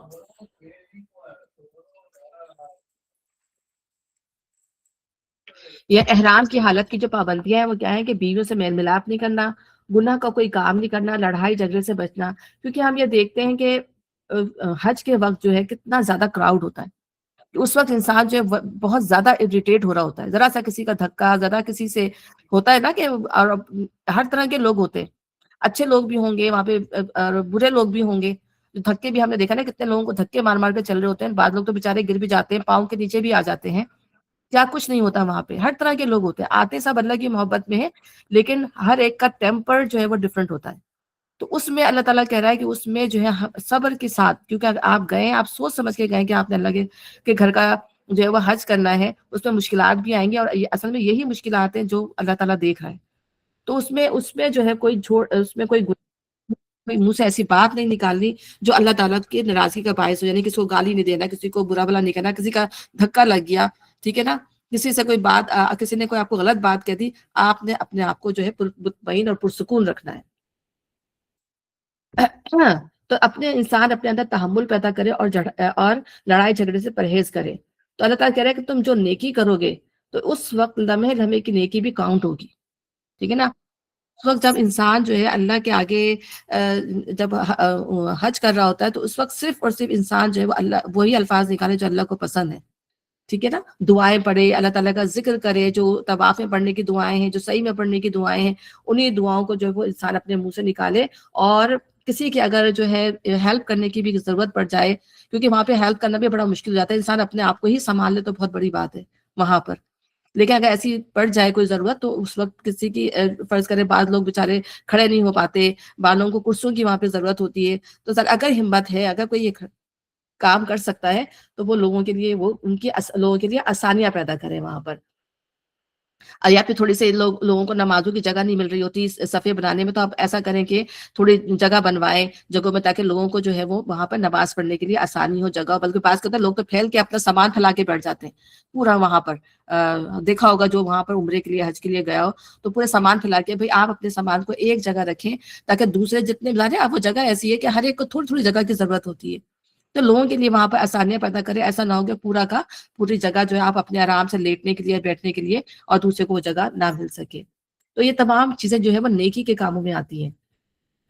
تو وہاں پر فضول باتوں میں، لڑائی جھگڑوں میں وقت کے بجائے پورا وقت نیکی کے کاموں میں لگانا ہے، عبادت میں، طواف میں، ذکر میں اپنے آپ کو مصروف رکھنا ہے. اور اگر کسی کو مدد کی ضرورت پڑے تو پاسبل ہو تو ضرور کرے. پھر اللہ تعالیٰ فرما رہا ہے کہ زیادہ راہ لو. پھر اگر آ گیا سفر حج کے لیے زیادہ راہ ساتھ لے جاؤ، سب سے بہتر زیادہ راہ پرہیزگاری ہے. بس اے ہوش مندو، میری نافرمانی سے پرہیز کرو. زیادہ راہ کیا ہوتا ہے؟ زیادہ راہ یعنی توشہ، یعنی کھانا. ارے اس زمانے میں تو کھانا لے کے جایا جاتا تھا، لوگ سوار ہو کے کھانا، اپنا کھانا پینا سب کچھ لے کر آتے تھے. اور اب تو ظاہر ہے وہاں پر ہر چیز میسر ہے، پیسہ ہو تو انسان جو ہے ہر چیز جو ہے وہ آسانی سے وہاں پر خرید سکتا ہے. تو ہمیں اتنا جو ہے پیسہ لے کے جانا چاہیے کہ ہم اطمینان سے وہاں پہ رہ بھی سکیں اور اطمینان سے وہ ہم کھا پی بھی سکیں، ٹھیک ہے نا. کیونکہ 2 چیزیں بہت امپورٹنٹ ہے وہاں رہنے کے لیے. اب بعض لوگ جو ہیں وہ چلے بھی جاتے ہیں تو ہم یہ دیکھتے ہیں کہ وہاں جا کے جو وہ بیگنگ کرتے ہیں، وہ مانگتے ہیں لوگوں سے. یہ کتنا برا فعل ہے کہ اس طرح نہ جائے بندہ کہ لوگوں کے آگے جو ہے وہ محتاج بن جائے، کہ لوگوں کی نظروں میں گر جائے. تو اللہ تعالیٰ کیونکہ حج کی شرائط میں سے ہے کہ انسان کے پاس استطاعت ہو تو وہ حج کرے یا عمرہ کرے. اللہ تعالیٰ نے زبردستی نہیں کی. تو اس کی بھی شرائط ہے کہ عاقل و بالغ ہو، سمجھدار ہو، خود کماتا ہو، یعنی صاحب استطاعت ہو. اور پھر سب سے بڑی بات یہ کہ اس کے اندر طاقت و ہمت ہو، کیونکہ حج کرنا جو ہے وہ آسان کام نہیں ہے. کہ انسان کے اندر طاقت ہوگی، ہمت ہوگی. بعض دفعہ کیا کرتے ہیں کہ لوگوں کے پاس ہوتا بھی ہے، پیسہ بھی ہوتا ہے، سب کچھ ہوتا ہے، وہ ٹالتے رہتے ہیں، بڑھاپے میں آ جاتے ہیں. اور بڑھاپے میں کیا ہوتا ہے کہ ساری ہمت جو ہے وہ پھر نہیں ہوتی، اور پھر وہ کیا کہتے ہیں کہ وہ پھر کر نہیں پاتے. کتنا مشکل ہو جاتا ہے، پھر وہ لوگوں پہ بوجھ بن جاتے ہیں. پھر ان کی اولادیں ان کو جو ہے وہ حج کرا رہی ہوتی ہیں. ٹھیک ہے نا. تو اس میں کوشش انسان یہ کرے، میں تو خود کوشش کرتی ہوں، اللہ سے دعا کرتی ہوں اللہ تعالیٰ ایسے وقت میں کرا دے کہ جب اللہ تعالیٰ طاقت ہے، ہمت ہے، تو ہم کر لیں. پروردگار ہمیں اتنی استطاعت دے، اتنا دے کہ اللہ تعالیٰ اس کو اپنے وقت پر جو ہے ہم کر لیں. کیونکہ زیادہ رہ لیا کرو کھانے پینے کا سامان یا خرچہ لے کر وہاں پہنچ کر کسی کے محتاج نہ ہو، کیونکہ اگر یہ چیزیں نہیں ہوں گی تو سارا دھیان پھر اسی طرف رہے گا. لوگ کھا رہے ہیں تو ہم لوگوں کو دیکھ رہے ہوں گے، ٹھیک ہے نا. لوگ پہن رہے ہیں تو لوگ خرید رہے ہیں تو ہماری ساری نظریں جو وہ اسی طرف ہوں گی، اور ہمارے اصل جو ہمارا جو مقصد تھا جانے کا وہ ختم ہو جائے گا. تو اللہ تعالیٰ دیکھیں ہمیں خود زندگی کو کس طرح آسان بنانا ہے، ہمیں طریقہ خود سکھا رہا ہے اللہ تعالیٰ. تو جو شخص تم میں سے حج کا زمانہ آنے تک عمرے سے اچھا یہاں تو میں نے پڑھ لیا، سوری. سفر حج کے ساتھ زیادہ راہ لے کے جاؤ، سب سے بہتر زیادہ راہ پرہیزگاری ہے. بس ہوش مندوں میں نافرمانی سے پرہیز کرو. یعنی اللہ تعالیٰ کہہ رہے ہیں پرہیزگاری ہے. جاہلیت کے زمانے میں حج کے لیے زیادہ راہ ساتھ لے کر نکلنے کو دنیا دارانہ فعل سمجھا جاتا تھا، اور ایک مذہبی آدمی سے توقع کی جاتی تھی کہ وہ خدا کے گھر کی طرف دنیا کا سامان لیے بغیر جائے گا. اس آیت میں ان کے اس غلط خیال کی تردید کی گئی ہے، اور انہیں بتایا گیا ہے کہ زیادہ راہ نہ لینا کوئی خوبی نہیں ہے. اصل خوبی خدا کا خوف، اس کے احکام کی خلاف ورزی سے اجتناب، اور زندگی کا پاکیزہ ہونا ہے. جو مسافر اپنے اخلاق درست نہیں رکھتا اور اللہ سے بے خوف ہو کر برے اعمال کرتا ہے، وہ اگر زیادہ راہ ساتھ نہ لے کر محض ظاہر پر فقیری کی نمائش کرتا ہے تو اس کا کوئی فائدہ نہیں. خدا اور خلق دونوں کی نگاہ میں وہ ذلیل ہوگا، اور اپنے اس مذہبی کام کی بھی توہین کرے گا جس کے لیے وہ سفر کر رہا ہے. لیکن اگر اس کے دل میں خدا کا خوف ہو، اس کے اخلاق درست ہوں، تو اللہ کے یہاں بھی اس کی عزت ہوگی، اور خلق بھی اس کا احترام کرے گی، چاہے اس کا توشہ دان کھانے سے بھرا ہوا کیوں نہ ہو. ٹھیک ہے نا. اور اگر حج کے ساتھ ساتھ تم اپنے رب کا فضل بھی تلاش کرتے جاؤ تو اس میں کوئی مذائقہ نہیں. یہ بھی قدیم عربوں کا ایک جاہلانہ تصور تھا کہ سفر حج کے دوران میں کسب معاش کے لیے کام کرنے کو برا سمجھتے تھے، کیونکہ ان کے نزدیک کسب معاش ایک دنیا دارانہ فعل تھا، اور حج جیسے ایک مذہبی کام کے دوران میں اس کا ارتکاب مذموم تھا. تو اللہ تعالیٰ نے اس کو بھی وہ یہاں پہ ختم کیا اور کہا ہے کہ اگر تم حج کر لو اور اس کے بعد جو ہے تم اپنا کوئی تجارت کر سکتے ہو، کیونکہ لوگ دور دور سے جاتے ہیں، وہ چاہتے ہیں کہ ہمارا سامان، جیسے فرض کریں میں پاکستان میں ہوں، پاکستان کی کوئی ایسی چیز ہے جو بہت اچھی طریقے سے وہاں بیچی جا سکتی ہے، یا کینیڈا کی کوئی بہت اچھی چیز بیچی جا سکتی ہے، تو ہم لے جا سکتے ہیں، اس کو بیچ سکتے ہیں، اس میں کوئی گناہ نہیں. تو انسان یہ کام کر سکتا ہے، وہاں پہ خریداری بھی کر سکتے ہیں، شاپنگ بھی کر سکتے ہیں، لوگ لے کے بھی آتے ہیں چیزیں وہاں سے. تو لیکن اصل کام کیا ہے کہ انسان راستی کے ساتھ نیکی کے ساتھ جو ہے وہ اپنا حج جو ہے وہ مکمل کرے. پھر جب عرفات سے چلو تو مشعر حرام کے پاس ٹھہر کر، یعنی مزدلفہ کے پاس ٹھہر کر اللہ کو یاد کرو، اور اس طرح یاد کرو جس کی ہدایت اس نے تمہیں دی ہے، ورنہ اس سے پہلے تم لوگ بھٹکے ہوئے تھے. پھر جہاں سے اور سب لوگ پلٹتے ہیں وہیں سے تم بھی پلٹو، اللہ سے معافی چاہو. یعنی حضرت ابراہیم اور اسماعیل اسلام کے زمانے سے عرب کا معروف طریقہ حج یہ تھا کہ 9 ذی الحج کو مینا سے عرفات جاتے تھے اور رات کو وہاں سے پلٹ کر مزدلفہ میں ٹھہرتے تھے.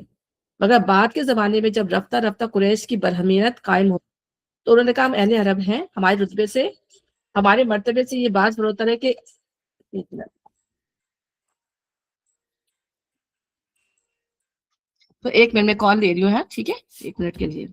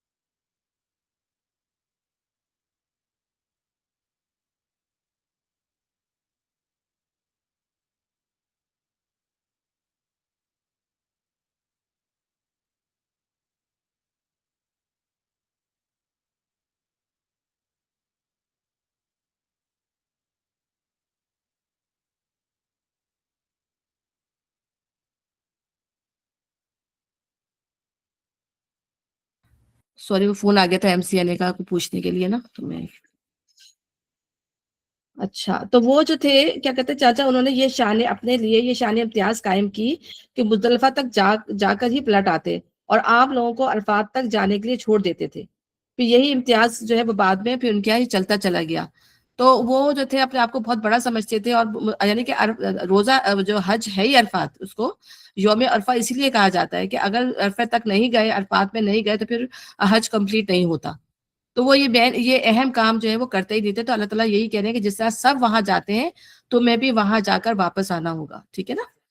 اور پھر جب اپنے حج کے ارکان ادا کر چکو، یعنی کہ اب تو جس طرح پہلے اپنے آباء و اجداد کا ذکر کرتے تھے، اس طرح اب اللہ کا ذکر کرو، بلکہ اس سے بھی بڑھ کر. تو وہ وہاں جا کے کیا کرتے جب وہ واپس پلٹتے تھے تو وہ وہاں بیٹھ کر جو ہے وہ اپنے ماضی کے قصے بیان کرتے تھے، اب اپنے آباء و اجداد کی کہانیاں سناتے تھے، اور اس میں اللہ کو یاد نہیں کرتے تھے. تو اللہ تعالیٰ کہہ رہے ہیں اب تم جو ہو بہت زیادہ اللہ کو یاد کرو، یعنی زبانی بھی، قلبی بھی، عملی بھی، پھر صحیح بھی کرو، طواف بھی کرو، کنکریاں بھی مارو شیطان کو، پھر وہ تمام کام کرنے ہوں گے، ٹھیک ہے نا. اور پھر بہت زیادہ جو ہے اللہ کا ذکر کرنا ہوگا. بقا اللہ کو یاد کرنے والے لوگوں میں بھی بہت فرق ہے. ان میں سے اب اس میں یہ بتا رہے ہیں کہ جو اللہ کو یاد کرتے ہیں ان میں بھی کیٹیگریز ہیں.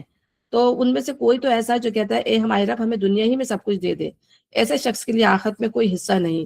اور کوئی کہتا ہے کہ اے ہمارے رب ہمیں دنیا میں بھی بھلائی دے اور آخرت میں بھی بھلائی، اور آگ کے عذاب سے ہمیں بچا. ایسے لوگ اپنے کمائی کے مطابق دونوں جگہ حصہ پائیں گے، اور اللہ کو حساب چکاتے جو ہے وہ کچھ دیر نہیں لگتی.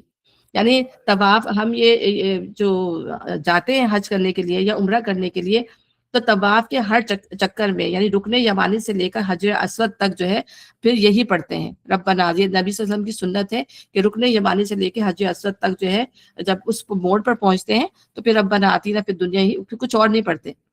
اور اگر پورے طواف میں آپ صرف یہی مانگتے ہیں اللہ تعالیٰ سے تو یہی انسان کے لیے کافی ہو جاتا ہے، بجائے یہ کہ وہ مختلف بدعات والی چیزیں یوز کرے اپنی طرف سے. کوئی یا تو کوئی ایسی دعائیں مانگے جو سنت سے ثابت ہے، یا آپ کے دل میں کوئی حاجات ہے اس طرح کی دعائیں مانگے، لیکن کوئی ایسے کام نہ کرے جو سنت سے ثابت نہ ہو.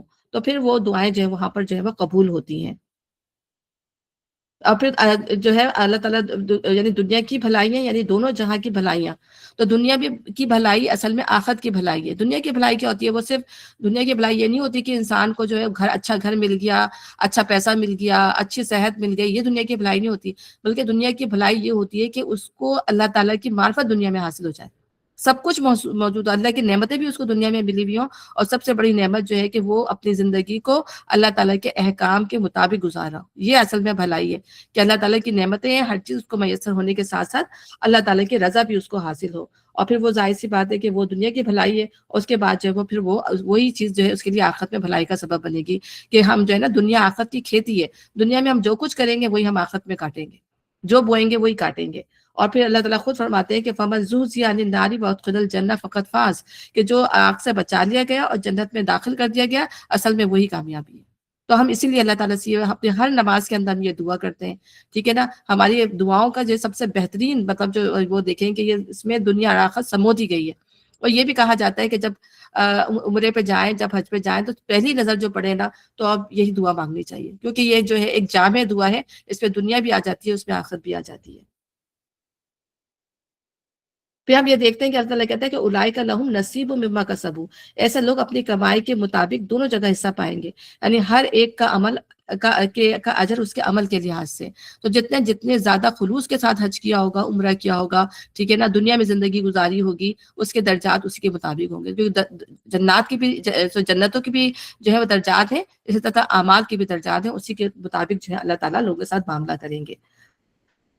یہ گنتی کے چند روز ہیں، تمہیں اللہ کی یاد میں بسر کرنے چاہیے. پھر جو کوئی جلدی کر کے 2 ہی دن میں واپس ہو گیا تو کوئی حرج نہیں، اور جو کچھ دیر زیادہ ٹھہر کر پلٹا تو بھی کوئی حرج نہیں. یعنی اللہ کی نظر میں دونوں ہی طرح سے صحیح ہے، لیکن یہ کہ یہ ٹائم جو ہے اللہ ہی کی یاد میں بسر کیا، ایسا نہ ہو کہ پھر انسان جو ہے غلط چیزوں میں اور دوسری چیزوں میں جو ہے وہ پڑ جائے.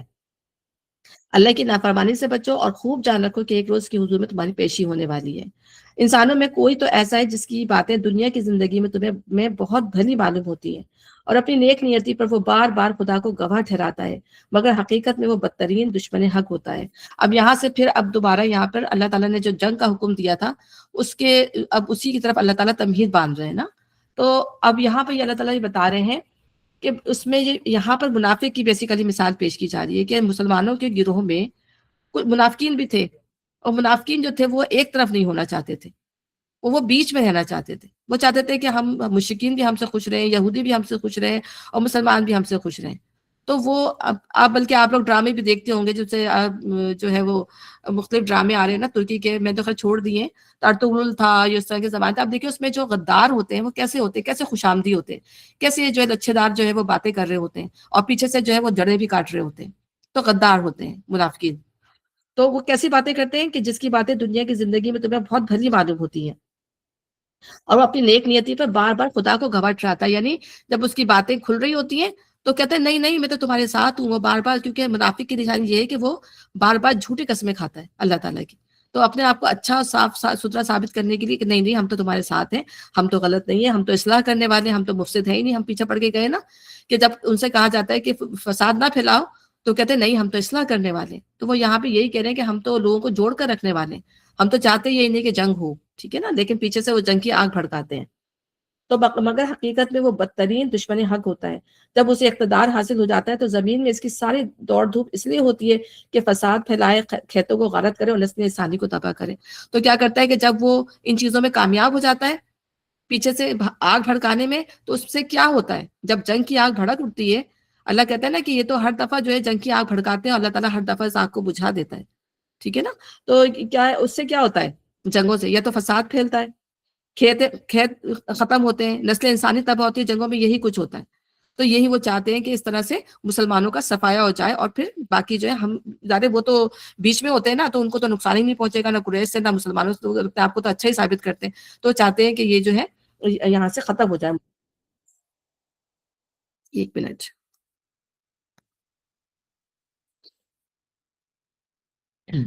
اور فساد پھیلائے، کھیتوں کو غارت کرے اور نسل انسانی کو جو ہے وہ تباہ کرے. حالانکہ اللہ جسے وہ گواہ بنا رہا تھا فساد کو ہرگز پسند نہیں کرتا. جب اسے کہا جاتا ہے کہ اللہ سے ڈر، تو اپنے وقار کا خیال اس کو گناہ پہ جما دیتا ہے. کتنی مطلب آپ دیکھیں کہ انسان کی انانیت، انسان کا تکبر، انسان کا غرور اس کو جو ہے غلط کاموں سے باز نہیں رہنے دیتا. وہ پھر جب اس کو کہا جاتا ہے، جب اس کی باتیں کھل جاتی ہیں، تو پھر وہ کہتا ہے کہ نہیں میں تو اس بات سے نہیں پلٹوں گا، میں تو جو کر رہا ہوں میں صحیح کر رہا ہوں. یہ بات نہ صرف اس وقت کے منافقین کے لیے تھی، بلکہ ہم دنیا کے جو بھی معاملات ہیں اس کے اندر بھی دیکھیں تو یہ بات ہوتی ہے. جیسے میں نے ابھی کہا کہ اگر گھر کے اندر میاں بیوی ہیں، اور میاں بیوی جو ہے ایک دوسرے کی بات کو سننے کے لیے تیار نہیں ہے، بیوی اپنے موقف پہ کھڑی ہے، ہسبینڈ اپنے موقف پہ کھڑا ہے، کوئی بھی، تو کیا ہوتا ہے آخر کار جو ہے گھر کی تباہی کا مطلب گھر ٹوٹنے پہ آ جاتا ہے. بچے رل جاتے ہیں. آپ یہ دیکھیں کہ اپنی انا کو قربان نہیں کرنا. تو کوئی بھی اگر سب سے بڑی انسان یہی بات ہے کہ انسان کو اپنی انا، جب اچھائی چاہتا ہے نا بندہ، تو انسان کو اپنی انا اور اپنی جو غرور ہے اس کو جو ہے کام ڈاؤن کر دینا ہوتا ہے، جھک جانا ہوتا ہے. اسی سے معاملات جو ہے وہ اچھے ہوتے ہیں. عاجزی دکھانی پڑتی ہے تو اسی سے معاملات اچھے ہوتے ہیں. پھر ہم یہ دیکھتے ہیں کہ یہ معاملات صرف گھر تک نہیں ہے، یہ معاملات پھر سیاست میں بھی ہوتے ہیں.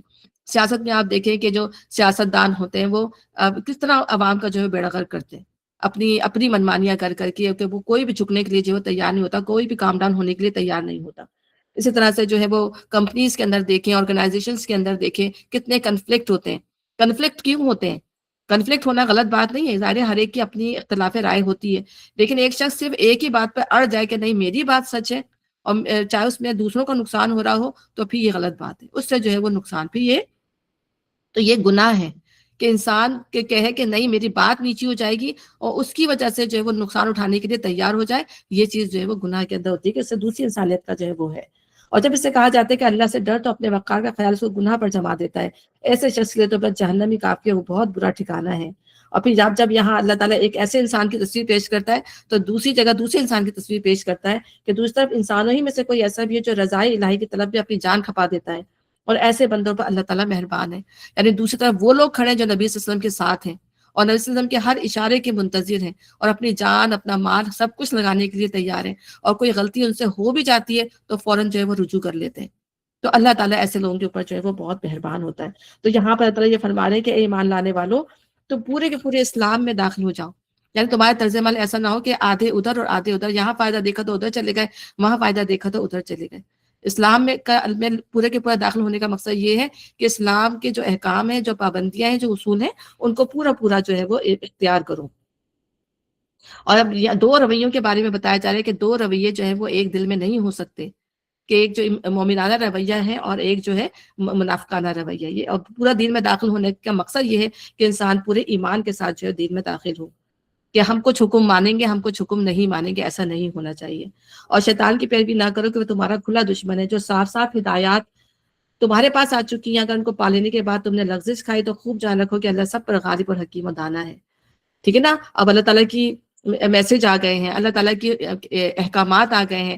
اب ان احکامات کے بعد بھی انسان جو ہے پرسس کرے گا، گناہوں پہ اصرار کرے گا، تو پھر جو ہے اللہ تعالیٰ غالب اور حکیم ہے، اللہ اپنی طاقت بتا رہے ہیں. ان ساری نصیحتوں اور ہدایتوں کے بعد بھی لوگ سیدھے نہ ہوں تو کیا وہ اب اس کے منتظر ہیں کہ اللہ بادلوں کا چتر لگائے، فرشتوں کے پرے ساتھ لیے خود سامنے آ موجود ہو اور فیصلہ ہی کر ڈالا جائے. یعنی اللہ تعالیٰ بار بار لوگوں کو سمجھاتے ہیں، اور جب بس نہیں سمجھاتے تو پھر کیا کہتے ہیں کہ بس یہی رہ گیا کہ پھر اللہ تعالیٰ اپنا فیصلہ صادر کر دے.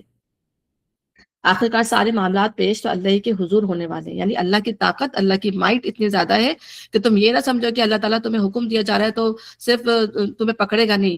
پھر اللہ کی پکڑ ایسی ہے، ہم یہ دیکھ چکے کہ پھر اللہ کی پکڑ کیسی ہوتی ہے. پھر اللہ روئے زمین میں کسی کو بھی زندہ نہیں چھوڑتا.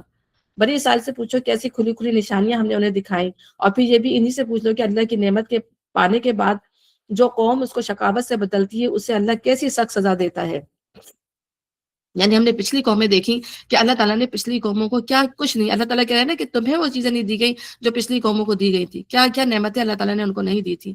لیکن جب انہوں نے اللہ کی ناشکری کی، انہوں نے اپنے نبیوں کے ساتھ جو ہے وہ مذاق اڑایا، ان کی آیات کو ان کو تکلیفیں دی، تو پھر اللہ تعالیٰ نے ان کو کیسے سخت سزا دی.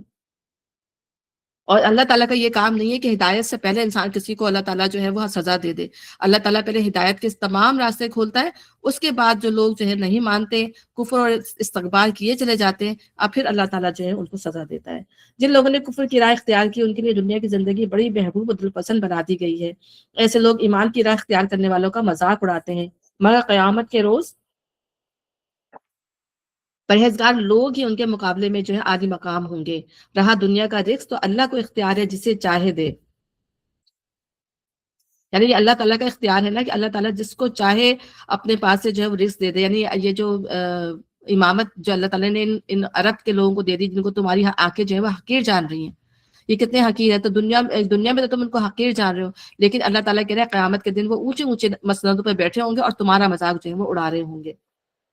ابتدا اب اللہ تعالیٰ آگے بتا رہے ہیں کہ ابتدا میں سب لوگ ایک ہی طریقے پر تھے، پھر یہ حالت باقی نہ رہی اور اختلافات رونما ہوئے. تب اللہ نے نبی بھیجے جو راست روی پر بشارت دینے والے اور کج روی کے نتائج سے ڈرانے والے تھے، اور ان کے ساتھ کتابیں برحق نازل کی تاکہ حق کے بارے میں لوگوں کے درمیان جو اختلافات رونما ہو گئے تھے ان کا فیصلہ کرے. اور ان اختلافات کے رونما ہونے کی وجہ یہ نہ تھی کہ ابتدا میں لوگوں کو حق بتایا نہیں گیا تھا، نہیں، اختلاف ان لوگوں نے کیا جنہیں حق کا علم دیا جا چکا تھا. بڑے خوبصورت طریقے سے اللہ تعالیٰ نے یہاں پر جو ہے اختلافات کی نوعیت بتائی ہے.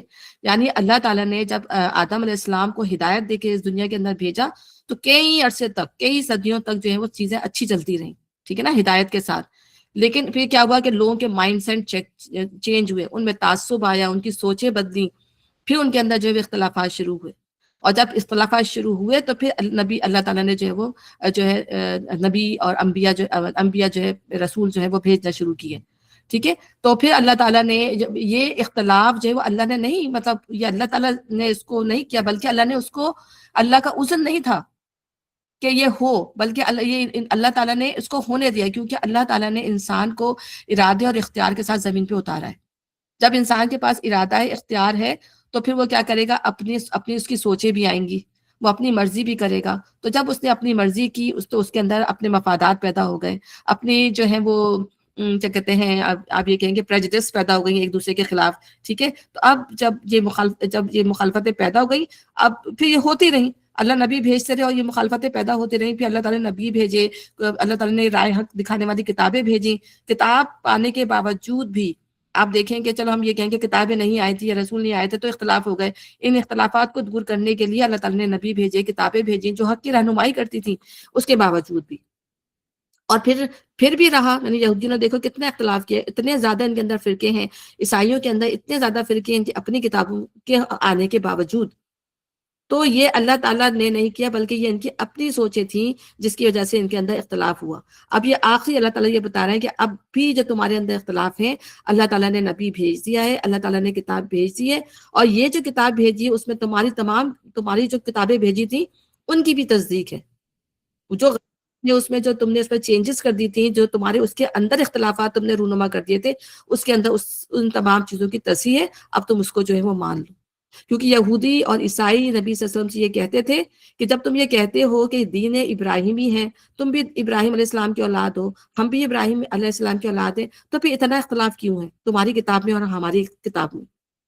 تو یہاں پہ اللہ تعالیٰ اس کی حقیقت بتا رہے ہیں کہ یہ اختلافات تم نے خود کیے جب تمہارے پاس علم آ گئے، تم نے زبردستی اپنی سوچیں اس میں شامل کر دی، اپنے الفاظ اس کے اندر شامل کر دے، اب یہ کتاب آئی ہے جو حقیقت کو کھول رہی ہے تو اس کو مان لو۔ یہاں پہ اللہ تعالیٰ نے اس کی پوری حقیقت کھول کر بیان کر دی ہے۔ پر جو لوگ، اب یہاں بتا رہے کہ پر جو لوگ انبیاء پر ایمان لے آئے انہیں اللہ نے اپنے اذن سے اس حق کا راستہ دکھا دیا، ٹھیک ہے، جو اللہ کو ماننے والے تھے، جو سیدھے راستے پہ، جن کے میں نے کہا نا سلیم الفطرت تھے، اللہ تعالیٰ نے ان کو راستہ دکھا دیا، اور جن کے دلوں میں کدورت تھی انہوں نے اس کو مان کر نہ دیا۔ تو جس میں لوگوں نے اختلاف کیا تھا، اللہ جسے چاہتا ہے راہ راست دکھا دیتا ہے۔ اور نبی صلی اللہ علیہ وسلم نے فرمایا کہ میری امت میں ایک ہی فرقہ حق پر قائم رہے گا، جو میرے اور میرے اصحاب ہیں، ٹھیک ہے نا۔ تو جو نبی صلی اللہ علیہ وسلم کی سنت کو ماننے والے ہوں گے وہی اصل جو فرقہ ہے وہ حق پر قائم ہوگا۔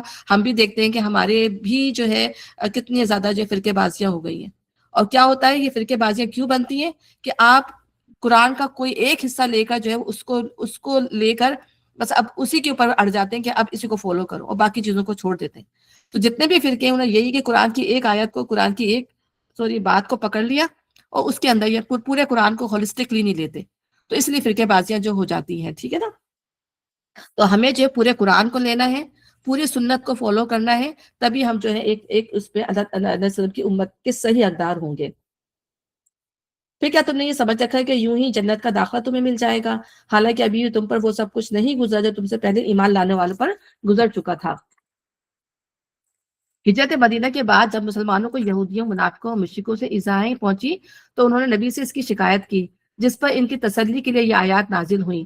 نبی صلی اللہ علیہ وسلم نے فرمایا تم سے پچھلی جو قومیں گزری ہیں ان کو سر سے لے کر پیروں تک آرے سے چیرا گیا اور لوہے کی کنگھی سے ان کو گوشت پوش کو نوچا گیا، لیکن یہ ظلم و ستم ان کو دین سے نہیں پھیر سکا۔ تو پھر فرمایا اللہ کی قسم اللہ تعالیٰ اس معاملے کو مکمل یعنی اسلام کو غالب کرے گا، یہاں تک کہ ایک سوار سنہ سے حضر موت تک تنہا سفر کرے گا اور اسے اللہ کے سوا کسی کا ڈر نہیں ہوگا۔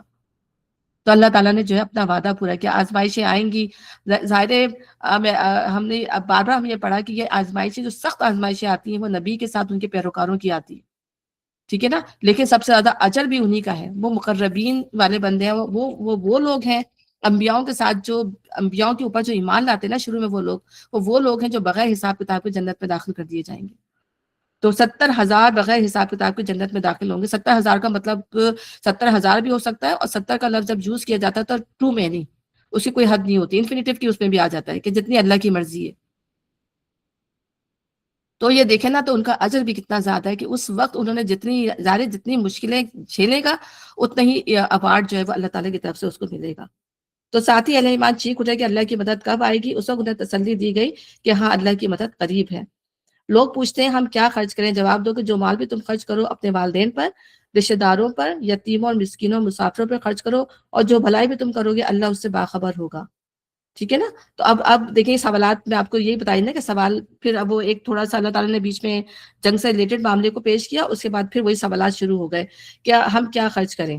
تو جواب دو کہ جو مال بھی تم خرچ کرو گے اپنے والدین پر، رشتہ داروں پر، یتیموں اور مسکینوں مسافروں پر، اور جو بھلائی بھی تم کرو گے اللہ سب اس سے باخبر ہوگا۔ تو یہ انسان کا تقویٰ ہے، یہ انسان کی نیکی ہے کہ وہ کس طرح جو ہے اپنے مال کو ضرورت مندوں پر خرچ کرے۔ تمہیں جنگ کا حکم دیا گیا وہ تمہیں ناگوار ہے، ہو سکتا ہے کہ ایک چیز تمہیں ناگوار ہو وہی تمہارے لیے بہترین ہو۔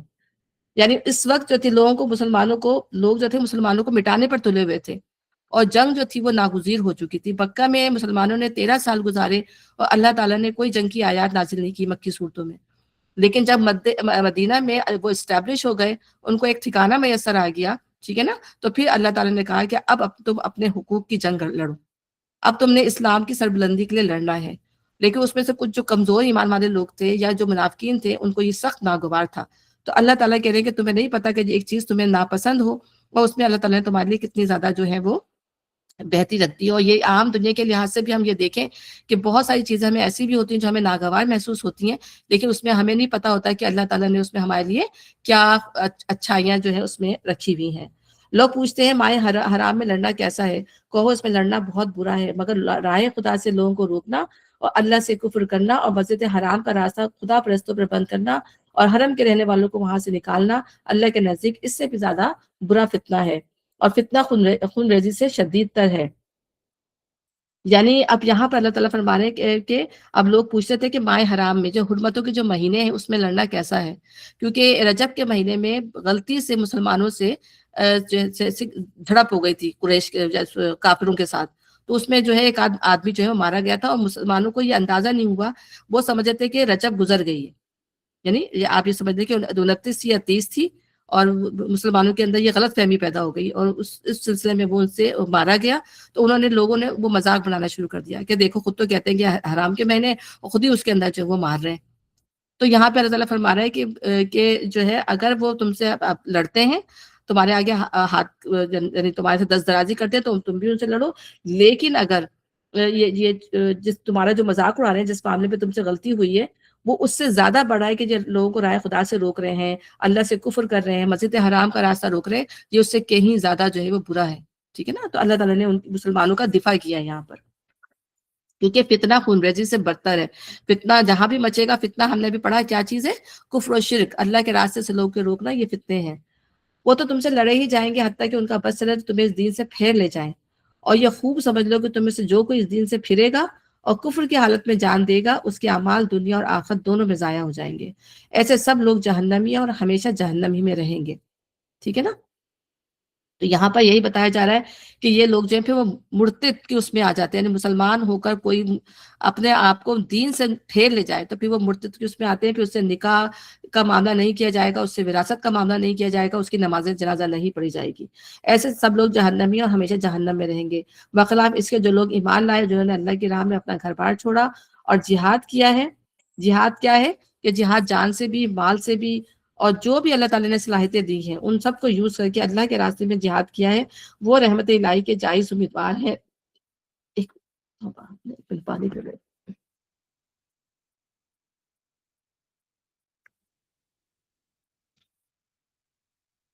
وہ رحمت الہی کے جائز امیدوار ہیں، اور اللہ ان کی لغزشوں کو معاف کرنے والا، اپنی رحمت سے انہیں نوازنے والا ہے، یعنی جنت.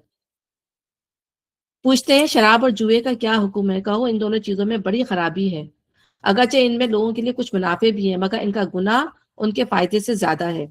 یہ شراب اور جوئے کے متعلق پہلا حکم ہے، جس میں صرف اظہار ناپسندیدگی کر کے چھوڑ دیا گیا ہے تاکہ ذہن ان کی حرمت قبول کرنے کے لیے تیار ہو جائے. بعد میں شراب پی کر نماز پڑھنے کی ممانعت آئی، پھر شراب اور جوئے اس کی نوعیت کی تمام چیزوں کو قطعی حرام کر دیا گیا. تو یہ پہلا حکم ہے. پوچھتے ہیں اللہ ہم راہ خدا میں کیا خرچ کریں؟ یعنی بار بار سوال کہ کتنا خرچ کریں تقاضا کیوں کیا جا رہا ہے؟ جو کچھ تمہاری ضرورت سے زیادہ ہو، اس طرح اللہ تمہاری صاف احکام واضح کرتا ہے، شاید کہ تم دنیا اور آخرت دونوں کی فکر کرو. یعنی انفاق کے جو ہے وہ 3 درجے ہیں: زکوٰۃ دینا، چیریٹی دینا، اور اپنے اوپر دوسروں کو ترجیح دیتے تھے. یعنی صحابہ کرام کو احسان کی روش جو ہے اختیار کرنے کے لیے کہا گیا کہ اس وقت جو ضرورت تھی اس میں جو تھی اپنی ضرورتوں کو چھوڑ کے بھی، جیسے ہم نے دیکھا کہ انصار نے اپنی ضرورتوں کو چھوڑ کر جو ہے وہ مہاجرین کا ساتھ دیا، اپنے گھر ان کو دے دیے، اپنے کاروبار ان کو دے دیے، ٹھیک ہے، اپنے کھانوں میں ان کو برابر کا شریک کر دیا. تو یہ جو تھی اپنی ضرورتیں چھوڑ کر، اور اس بہت تعریف کی ہے قرآن میں. ابھی ہم آگے آئے گا کہ اللہ تعالیٰ نے انصار کی تعریف کی ہے کہ اب وہ خود حاجت مند ہوتے ہیں لیکن اپنی حاجتوں کو چھوڑ کر وہ جو ہے وہ دوسروں کو دیتے ہیں. ٹھیک ہے، تو یہ جو سب سے اعلیٰ جو ہے وہ خرچ کا جو ہے سب سے اعلیٰ رتبہ ہے. تو پوچھتے ہیں یتیموں کے ساتھ کیا معاملہ کیا جائے؟ پوچھتے ہیں یتیموں کے ساتھ کیا معاملہ کیا جائے؟ کہو جس طرز عمل میں ان کے لیے بھلائی ہو وہی اختیار کرنا بہتر ہے. ایک منٹ، یہ بھی میرا ایم سی کا آ رہا ہے، ایک منٹ.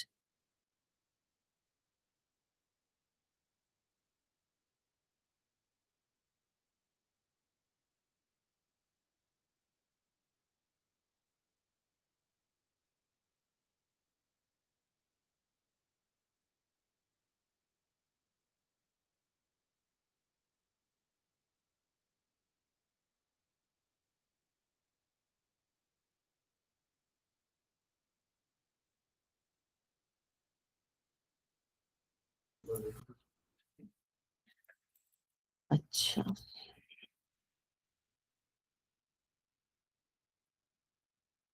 ہاں، یتیموں کا پڑھ رہے تھے ہم، پوچھتے ہیں یتیموں کے ساتھ کیا معاملہ کیا جائے؟ کہو جس طرز عمل میں ان کے لیے بھلائی ہو وہی اختیار کرنا بہتر ہے۔ اس آیت کے نزول سے پہلے قرآن میں یتیموں کے حقوق کی حفاظت کے متعلق بار بار سخت احکام آ چکے تھے، اور یہاں تک فرما دیا گیا تھا کہ یتیم کے مال کے پاس نہ پھٹکو، اور یہ کہ جو لوگ یتیموں کا مال ظلم کے ساتھ کھاتے ہیں وہ اپنے پیٹ آگ سے بھرتے ہیں۔ ان شدید احکام کی بنا پر وہ لوگ جن کی تربیت میں یتیم بچے تھے اس قدر خوفزدہ ہو گئے تھے کہ انہوں نے ان کا کھانا پینا تک اپنے سے الگ کر دیا تھا، اور اس احتیاط پر بھی انہیں ڈر تھا کہ کہیں یتیموں کے مال کا کوئی حصہ ان کے مال میں نہ مل جائے۔ اس لیے انہوں نے نبی صلی اللہ علیہ وسلم سے دریافت کیا کہ ان بچوں کے ساتھ ہمارے معاملے کی صحیح نوعیت کیا ہوگی۔ تو یہاں پہ اللہ تعالیٰ نے یہی کہا کہ اگر تم اپنا ان کا خرچ اور رہنا سہنا مشترک رکھو تو اس میں کوئی مذائقہ نہیں، یعنی کہ اتنا لے لو جتنا جو ہے جیسے آپ سمجھ لیں کہ آپ کسی بچے کی اگر آپ ٹیکنگ کیئر کر رہے ہیں تو اس میں جو بھی آپ پے جیسے اس کی لے سکتے ہیں، اس کا پیسہ اس کو لے سکتے ہیں جو اس کی ٹیکنگ کیئر کا، اس لحاظ سے آپ رکھیں، اور اس میں سے جو بھی خریدیں گے کریں گے وہ آپ استعمال رکھ سکتے ہیں۔ یعنی فرض کہ آپ نے اس کے لیے کوئی دودھ خرید کے رکھا، کچھ خرید کے رکھا اور آپ نے اپنا بھی اسی میں رکھا ہوا ہے تو آپ وہ شیئر کر کے لے سکتے ہیں۔ لیکن اگر اللہ تعالیٰ اتنی سختی کرتا کہ ہر چیز الگ کر کے رکھتے تو پھر انسان جو ہے مشکل میں آ جاتا کہ کس طرح سے جو ہے اس کو استعمال کرے۔ تو اللہ چاہتا تو اس معاملے میں تم پر سختی کرتا، مگر وہ صاحب اختیار ہونے کے ساتھ ساتھ صاحب حکمت بھی ہے، ٹھیک ہے نا، اس نے حکمت کے ساتھ جو ہے چیزوں کو بیان کیا ہے۔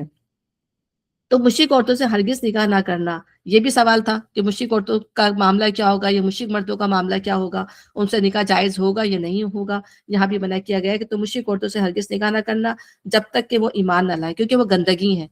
گندگی کہا ہے اللہ تعالیٰ نے مشرکین کو، اس لیے کہ ان کے اندر جو ہے باطنی بھی اور اخلاقی دونوں طرح کی گندگی ہے کہ وہ اللہ کے سوا جو ہے دوسروں کو پکارتے ہیں۔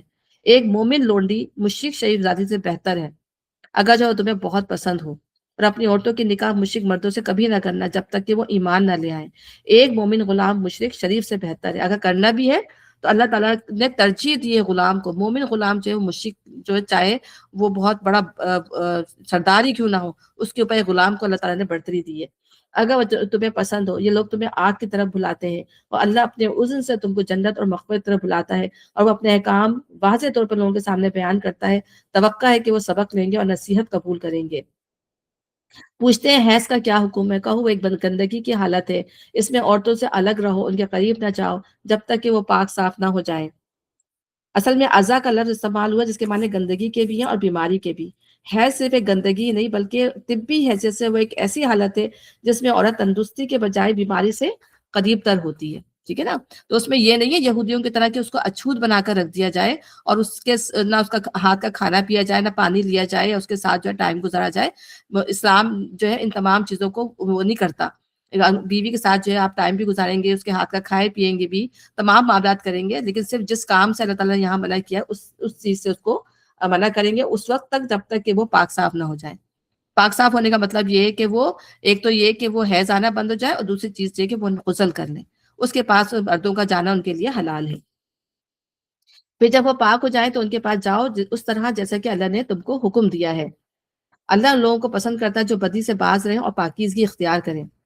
یعنی اسلام کا اصل مقصد نفس کو پاکیزہ بنانا ہے، کھانے پینے میں، اخلاق میں، اور دنیا کے جتنے بھی معاملات ہیں سب کے اندر جو ہے اللہ تعالیٰ جو ہے وہ پاکیزگی کو، کھانے کو بھی ہم دیکھیں کہ حرام نہ ہو، گندا سڑا ہوا نہ ہو، ٹھیک ہے نا، باسی نہ ہو، ہر چیز کو اللہ نے منع کیا ہے کہ اس طرح کی چیزیں جو آپ کے نفس کو کراہیت دیں ہیں ان چیزوں سے آپ بچیں، پاکیزگی اختیار کریں۔ اور ہم یہ دیکھتے ہیں کہ جنت ہی ان لوگوں کو کے لیے ہوگی جو اپنے آپ کو پاکیزہ بنائیں گے۔ ہم نے کہا تھا نا پاکیزہ بیویاں ہوں گی، یعنی وہ ہر کردار کی بھی پاکیزہ ہوں گی اور ان تمام چیزوں سے پاک ہوں گی۔ تو اور جو بدی سے باز رہیں اور پاکیزگی اختیار کریں، تمہاری عورتیں تمہاری کھیتیاں ہیں، تمہیں اختیار ہے جس طرح چاہو اپنی کھیتی میں جاؤ، مگر اپنے مستقبل کی فکر کرو، ٹھیک ہے نا۔ جس طرح جو کسان اپنی کھیتی میں اپنی مرضی سے جو چاہتا ہے کرتا ہے، اس کو یعنی اس میں ہل چلاتا ہے، اس میں بیج ڈالتا ہے، اس کو پانی دیتا ہے، کس طرح اپنی کھیتی کا وہ خیال کرتا ہے، اسی طرح جو ہے عورتوں کو بھی اللہ تعالیٰ نے یہاں پہ کھیتی سے تعبیر کیا ہے کہ ان کا بھی اسی طرح خیال کرنا ہے، ٹھیک ہے نا۔ وہ جیسے مینٹلی اگر پریپیئر ہیں ٹھیک ہے، راضی ہیں، ان کو کس طرح راضی کرنا ہے، ان کا کس طرح خیال کرنا ہے. یہ نہیں کہ بعض مردوں کی عادت ہوتی ہے، ٹھیک ہے نا، عورتیں راضی نہیں ہیں، ٹھیک ہے، اور طبیعت صحیح نہیں ہے، موڈ نہیں ہے، تو یہ تمام چیزوں کا مرد کو خاص خیال کرنا چاہیے عورتوں کا. ٹھیک ہے، تو یہاں پہ اللہ تعالیٰ نے ہر چیز کے کھیتیوں کا، جیسا فارمر اپنی کھیتی کا خیال کرتا ہے، اس طرح مرد کو بھی اپنی کھیتی کا خیال کرنا چاہیے، عورت کا پورا پورا خیال کرنا چاہیے، اور جس طرح جانے کا حق ہے اس طرح جانا چاہیے. یعنی کہ اپنے مستقبل کی فکر کرنی چاہیے، اپنے نسل کی فکر کرنی چاہیے. اس میں بہت زیادہ باتیں آ جاتی ہیں کہ مستقبل کی فکر کرنے سے آپ دیکھیں کہ پہلے تو تھا کہ بھائی بچے اولاد، مقصد یہی ہوتا تھا کہ اولاد پیدا کرنی ہے، بچے پیدا کرنے ہیں. لیکن آج ہم دیکھتے ہیں کہ آج بچوں کی شادیاں ہوتی ہیں تو کئی کئی سال جو ہے وہ کیا کرتے ہیں کہ وہ صرف وہ بچوں کو پیدا یعنی پہلا مقصد یہی ہے نسل انسانی. تو بچوں کی اب شادیاں ہوتی ہیں تو بچے کیا کرتے ہیں کہ نہیں، پہلے انجوائے کر لیں، پہلے جاب کر لیں، پہلے یہ کر لیں، پھر وقت آئے گا تو دیکھا جائے گا. ٹھیک ہے نا، تو اس حکم کو اللہ تعالیٰ نے جو تو اپنے نسل انسانی کی فکر کرو، اس کو پس پش ڈال دیتے ہیں. اب نہیں ہوتی لوگوں کو فکر کہ بچہ ہو نہ ہو، یا پھر یہ کہ بچہ ہو جائے گا تو ہماری ساری آزادی میں رکاوٹ بن جائے گی، ہماری انجوائمنٹ ساری ختم ہو جائے گی، اور ہمارے سارے کام جو ہے وہ رک جائیں گے. ہوگا جب دیکھا جائے گا، جب ٹائم گزر جائے گا ہماری انجوائمنٹ کا، تب ہم بچے پیدا کر لیں گے. تو ہم اللہ تعالیٰ کے اس حکم کی سرئی نافرمانی اس وقت کر رہے ہوتے ہیں جب یہ بچے جو ہے، ہمیں اپنے بچوں کو یہ بات سمجھانی چاہیے. ٹھیک ہے نا، کہ پہلے چاہے ایک بچہ یا دو بچہ کریں، تاکہ یہ کہ اور پھر آپ یہ دیکھیں کہ اس سے کمپلیکیشنز بھی پیدا ہو جاتی ہیں. جب ایک چیز کو استعمال نہیں کیا جائے گا، جب وہ چیز جس مقصد کے لیے بنی ہے، اللہ تعالیٰ نے جس مقصد کے لیے بنایا گا، اس کو اس مقصد کے لیے یوز نہیں کیا جائے گا، تو اس میں خرابیاں بھی پیدا ہو جاتی ہیں. پھر بعض دفعہ ایسا بھی ہوتا ہے کہ پھر بچے پیدا نہیں ہوتے، یہ بہت مشکل ہو جاتی ہے، یا بچے اب نارمل ہو جاتے ہیں، ایسے بھی کیس دیکھے گئے ہیں. تو یہ تمام چیزیں ہزارے اللہ تعالیٰ کی حکمت ہے ہر چیز کے اندر. پھر یہ کہ پھر اس کے بعد انسان دیکھے کہ نہیں، میرے اندر کتنی طاقت ہے، میرے اندر کتنی ہمت ہے، میں کر سکتی ہوں، میں مینج کر سکتی ہوں. پھر وہ دیکھے گا کرنا ہے تو پھر کرے. لوگ کرتے ہیں، 5 بھی کرتے ہیں، 6 بھی کرتے ہیں، 10 بھی ہم نے دیکھا لوگوں نے کیے ہیں. ٹھیک ہے نا، تو وہ انسان کی اپنی استطاعت کے اوپر، اپنی ایبلٹی کے اوپر کہ وہ اس کو کیسے مینج کر سکتے ہیں. تو آپ دونوں طریقے سے، ٹھیک ہے. اور اللہ کی ناراضی سے بچو. خوب جان لو کہ تمہیں ایک دن اس سے ملنا ہے، اور اے نبی تمہاری ہدایت کو مان لیں، انہیں فلاح و سعادت کا مزدہ سنا دو. اور غلط طریقے سے نہیں جانا چاہیے. جس طرح چاہو، یعنی جس طریقے سے بھی چاہے جا سکتے ہیں، لیکن غلط، یعنی عملے قوم لوط سے منع کیا گیا ہے، بیویوں کے ساتھ بھی. یعنی اس لیے میں آپ کو کھلے ہو کے بتا رہی ہوں کہ وہ تمام ان کاموں سے جس کو اللہ نے منع کر دیا، ان تمام کاموں سے جو ہے وہ پرہیز کرنا چاہیے. کیونکہ ایسے شخص پر جو عملے قوم لوط کی طرح کا عمل کرتا ہے، اس پر جو ہے لعنت کی گئی ہے. تو لعنت سے بچنا چاہیے. خوب جان لو کہ تمہیں ایک دن اس سے ملنا ہے، اور اے نبی جو تمہاری ہدایت کو مان لیں، انہیں فلاح و سعادت کا مزہ سنا دو. تو ٹھیک ہے، جو اچھے طریقے سے زندگی گزاریں گے، اللہ کے احکام کے مطابق زندگی گزاریں گے، انہی کے لیے فائدہ ہے. اللہ کے نام کو ایسی قسمیں کھانے کے لیے استعمال نہ کرو جن سے مقصود نیکی اور تقوی اور بندگانے خدا کی بھلائی کے کاموں سے باز رہنا ہو. اللہ تمہاری ساری باتیں سن رہا ہے اور سب کچھ جانتا ہے. اور جو بے معنی قسمیں تم بلا ارادہ کھا لیا کرتے ہو، ان پر اللہ گرفت نہیں کرتا، مگر جو قسمیں تم سچے دل سے کھاتے ہو ان کی باز پرس وہ ضرور کرے گا. اللہ بہت درگزر کرنے والا اور بردبار ہے. یعنی اللہ کا نام جو ہے غلط کاموں کے لیے اللہ کا نام بدنام نہ کرو، برائی کے کاموں میں جو ہے وہ اللہ کا نام نہ لہو. تو اللہ تعالیٰ خود کہہ رہا ہے نا، تعاونوا علی البر ولا تعاونوا سوری، غلط کاموں میں جو ہے وہ تعاون نہ کرو، اچھے کاموں میں جو ہے وہ تعاون کرو. ٹھیک ہے نا. تو اچھے کام کیا ہے؟ کسی کو اچھی بات بتانا، کسی کی ہیلپ کر دینا، اس طرح کے تمام کام، خیر خواہی کرنا، یہ تمام اچھے کام ہیں. ٹھیک ہے، اس میں جو ہے وہ اس میں قسم بھی کھائی جا سکتی ہے. یعنی فرض کریں گا دو دوست ہیں، جو ہے وہ لڑائی ہو گئی ہے، اور تیسری جانتی ہے کہ ان میں غلط فہمی پیدا ہو گئی ہے، تو وہ ظاہر ہے اس میں بیچ میں وہ ایسا جھوٹ بھی بول سکتی ہے دونوں کو ایک کرنے کے لیے. جھوٹ سے مراد ہے کہ وہ کچھ ایسی بات بنا دے کہ جس میں یہ ہو کہ ہاں نہیں وہ تو تمہارا بہت خیر خواہی کرتی ہے، تو دوسری طرف بھی وہ جا کے یہ کہ نہیں وہ تمہاری بہت خیر خواہی کرتی ہے. ٹھیک ہے، اس طرح کی بات کہہ کے وہ دونوں کے درمیان جو ہے وہ راستہ استوار کر دے. اس طرح کے باہمی معاملات میں قسم بھی کھائی جا سکتی ہے. تھوڑا سا جو جھوٹ کا جو پہلو ہے وہ بھی لیا جا سکتا ہے. ٹھیک ہے نا. اس کو کچھ اس کا ایک نام ہے، یعنی مجھے یاد نہیں آ رہا، تو اس میں ہیرا کہتے ہیں، کیا کہتے ہیں اس کو. تو وہ کام کیا جا سکتا ہے صرف اس لیے کہ اچھا کام کرنا. ٹھیک ہے، لوگوں کو جڑانا، لوگوں کی اصلاح کرنا. اور پھر جو ہے اللہ تعالیٰ کہہ رہے ہیں کہ اللہ تعالیٰ قسمیں کھانے کی بتائی تھی نا. قلوب قسم کی، یعنی اچھی نیت جو ہوتی ہے وہ سوچنے پر کتنا اجر ہے. انسان کا جو دل کماتا ہے نا، جو اچھی سوچ ہے، جو اچھی نیت ہے، اللہ تعالیٰ فرما رہے ہیں کہ اس کے اوپر انسان کا جو ہے وہ اچھی نیت کے اوپر انسان کا فیصلہ کیا جائے گا. یعنی اچھی سوچیں، اچھے جذبات، اچھی خیرخواہی، اللہ کی محبت، یہ تمام چیزیں جو ہیں وہ بہت زیادہ ضروری ہیں۔ پھر ہم یہ دیکھتے ہیں کہ انسان جو ہے وہ نمازیں بھی آسانی سے پڑھ لیتا ہے، روزے بھی رکھ لے گا، ٹھیک ہے نا، عبادتیں بھی کر لے گا، لیکن کیا ہوتا ہے کہ وہ جو ہے کسی کو معاف کرنا جو ہے اس کے لیے جو ہے وہ بہت مشکل ہوتا ہے، کہ کسی کے ساتھ درگزر کرنا ان سے زیادہ مشکل کام ہے، چیزیں نفس پر گرا گزرے، اللہ تعالیٰ ہم سے جو ہے وہ کرتا ہے کہ وہ ہمارے نفس کے اوپر جو ہے بہت گرا گزر رہی ہوتی ہیں، ٹھیک ہے، درگزر کرنا ان سے زیادہ مشکل کام ہے، جو چیزیں نفس کے پر گرا گزرتی ہیں ان کا اجر بھی اللہ تعالیٰ نے جو ہے وہ بہت زیادہ رکھا ہوا ہے۔ وہ جو قسمیں تم سچے دل سے کھاتے ہو ان کی بات پروز وہ ضرور کرے گا، اللہ بہت درگزر کرنے والا اور بہت بردبار ہے۔ تو زیادہ تر ہمارے دل میں کیا ہوتا ہے کہ زیادہ تر ہمارے دل میں لوگوں کے بارے میں برائیاں ہی پیدا آتی ہیں نا، پہلے ہمارے دل کے اندر برائی پیدا ہوتی ہے، اچھائی کے مقابلے میں ہمارے تو اس کی پکڑ ہے، کیونکہ بعض گمان جو ہے وہ گناہ ہوتے ہیں۔ ہم یعنی کہتے ہیں نا انسان کو ججمنٹل نہیں ہونا چاہیے، تو ہمیں ججمنٹ پہلے اچھا سوچنا چاہیے، ہمیں 10 بار اچھی طرح اچھے گمان کرنا چاہیے، اس کے بعد پھر جا کے جو کہ ہمیں لگے کہ بہت زیادہ گمان کرنے کے بعد کہ نہیں نہیں یہی چیز صحیح تھی پھر کریں، ورنہ تو پھر یہ کہ اندر چھوڑ دیں، اس چیز کو معاف کر دیں، درگزر کر دیں۔ جو لوگ اپنی عورت سے تعلق نہ رکھنے کی قسم کھا بیٹھتے ہیں ان کے لیے 4 مہینے کی مہلت ہے، اگر انہوں نے رجوع کر لیا تو اللہ معاف کرنے والا اور رحیم ہے، اور اگر انہوں نے طلاق ہی کے ٹھان لی ہو تو جانے رہے کہ اللہ سب کچھ سنتا اور جانتا ہے۔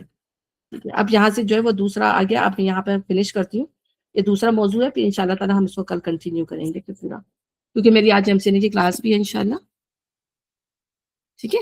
اللہ تعالیٰ ہمیں پڑھنے کی اور سمجھنے کی توفیق عطا